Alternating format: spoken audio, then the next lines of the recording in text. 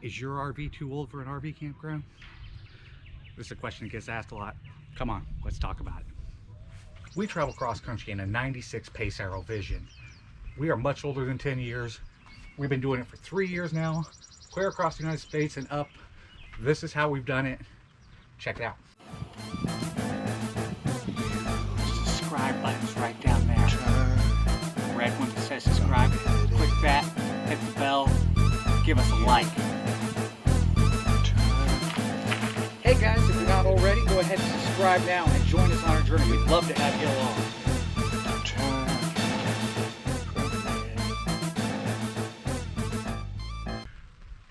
We have been traveling for 3 years now.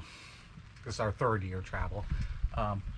All across the United States and up, as you can see, in a 96 Pace Aero Vision. Now, we are much older than the 10-year rule. So how do we do it? What's the gist?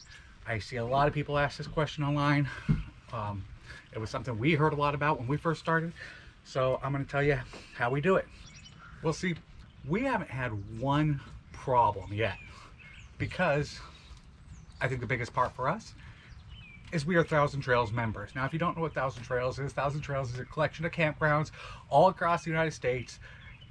Lots of videos out there about it. You can check it out. I'm not going to go into great detail. I'm just going to say that we are Thousand Trails Elite members. That means we paid a lump sum of money to have 1,000 trails, and we have 90-something campgrounds, usually around the bottom of the United States, some up inside here and everything. Not much in the middle, but we have all those campgrounds that we don't have to pay a dime to go into. We can go park to park, and we can stay up to 21 days. And we get a book out 120 days. How do we travel with a 96 motorhome and manage to stay in parks? I'll go into our campgrounds a little bit more here. We have yet to have somebody at Thousand Trails say your motorhome is too old. When we book, it already says how old our motorhome is. It says how many people, how many dogs, and everything that stay. And we can reserve for how many days, and we can book the 4 months into advance, the 120 days. Now, Thousand Trails, if you're going to travel, it saves a butt ton of money, guys. It's just going to save you a fortune on campgrounds and campground fees. Yes, it's a big chunk of cash up front. You can do monthly payments, but it's going to save you in the long run. If you're planning on full timing, this is the way to go. And they don't have an age qualification or really a standard. I mean, they ask for you not to have too beat up of a rig and things like that, but we've seen some pretty trashy ones inside, and we've actually seen gorgeous ones. Now, Thousand Trails is not your most luxurious parks, but we find them to be pretty nice. And they work great for us. Like I said, we have not yet had a problem. I hear some campgrounds stop, and when you go to book, they'll ask for a age of your RV. When it's too old, they ask for a picture. Some just say flat out, no, you can't stay. Move on to the next campground. Go boondock somewhere, or go to 1,000 Trails. Like I said, we don't have a problem with it because we're 1,000 Trails members. We've been doing this 3 years and yet have had to have a problem. The only place they said we might have a problem when we were doing it was going into Southern California. We were told that before we went down there. Never got asked once, and actually we've been in almost every park in Southern California, and there's a lot of bad rigs down there, worse than ours. And I don't think ours is that bad. It has its few cosmetic things, but it's not even that big of a deal to us. It's not about the RV we're in. It's about the experiences we're having. We love our RV. Don't get me wrong. I love Courage. But don't let that stop you.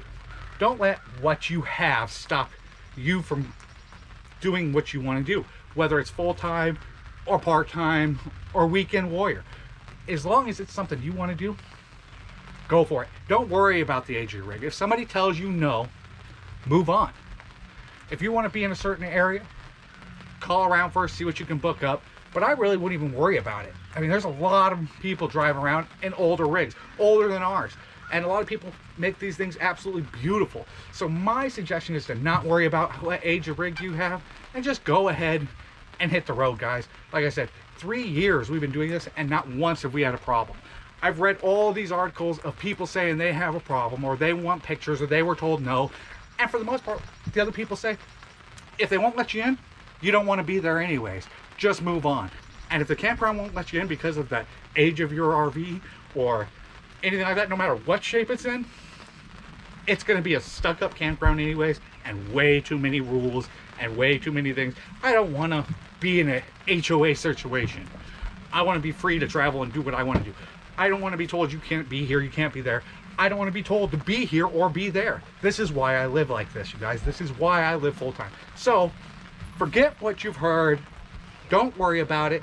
Get something you can afford. Keep your costs way down. Like, that's why we own an older RV. Keep your costs way down. Don't worry about payments. Buy something you can afford and get out there. Get out there and go enjoy yourselves. That's the main part of it. Don't worry about what others think. Don't worry about anything. Don't worry about where you can go, and just go, because you will make it work. If you want it bad enough, you can make it work. Other campgrounds, like we're in Wisconsin right now, and there is not a Thousand Trails campground in Wisconsin, so we are using the Trails collection. It's an add-on for $3.15 a month. We added on another couple hundred campgrounds that we can stay up for up to 2 weeks, but then we have to be out for 7 days.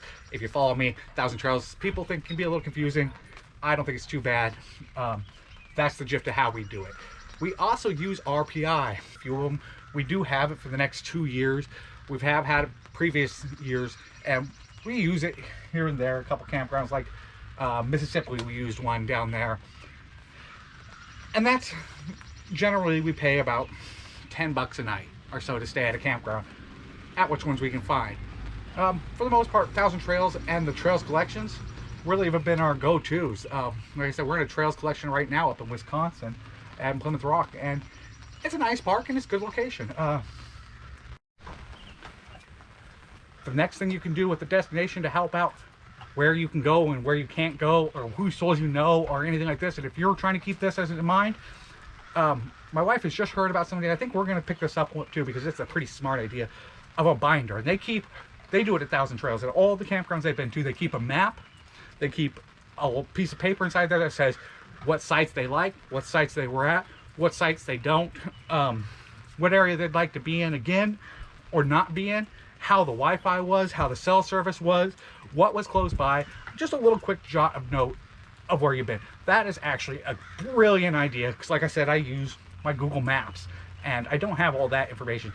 That's going to be handy, and I think we're going to go ahead and pick that one up and start doing that as well, because it helps when you're going back to somewhere. You're gonna forget after a while what this one was and what this one was and what this one was. We've been to Tennessee now a couple times, and this last time there, we forgot on the way there. We remembered that we had pretty good Wi-Fi and everything. And truth be told, when we got there, we really didn't. So at either of the parks. So we were a little confused on that one. So then keeping a binder or what you like and what you don't like about a park and how things are will help you set up where you want to go to, and if you want to go back. You may want to keep that piece of paper and just put it on it in big marker, do not go, because you don't like that campground. If you've been told no and you don't have the booklet of paper and everything, just write on a piece of paper, this campground will not accept us, and then you know when you're flipping through to not even bother with them again. We also have a map inside our RV, and as you can see, we've got all these green little jewels and things glued to it. We don't got them all up there, but this is just a rough estimate of the Thousand Trails campgrounds that we can stay at. The lighter purple ones are start of the Thousand Trails collections, and then we have things like the dark purple. The dark purple is the boys is Six Flags, and the blue is the water parks for Six Flags. So we're just putting things on this map that show us in the United States what area we're going to, and it stays hung up all the time. We love having it up there. It's beautiful. It helps us out with kind of planning our route of where we should go. You just glance over and look, instead of having a look on your phone. I actually also use my Google Maps, and I tag every single one of these spots with a tag. So when I'm going to the next campground, all I gotta do is pull up, click a button instead of look up the name and everything like that. It really helps out. All right, guys, just thought I'd share this video with you. This is Sagan with U-Turn Permitted.